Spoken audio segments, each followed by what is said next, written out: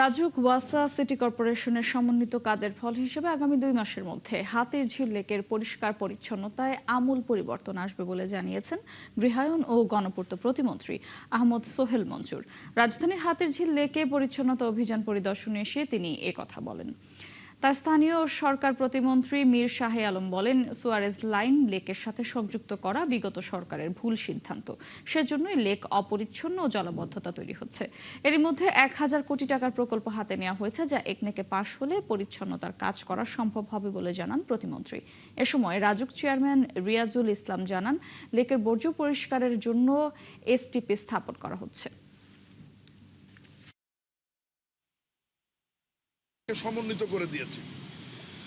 Dhanmondi lake গণপূর্ত অধিদপ্তরের অধীনে ছিল, যেটি মাননীয় প্রধানমন্ত্রীর অনুশাসন অনুযায়ী একটা সিদ্ধান্ত হয়েছে। ইতিমধ্যে গৃহায়ন ও গণপূর্ত মন্ত্রণালয় 50 বছরের জন্য দক্ষিণ সিটি কর্পোরেশনকে সেটি এমইওর মাধ্যমে ছেড়ে দিয়েছে।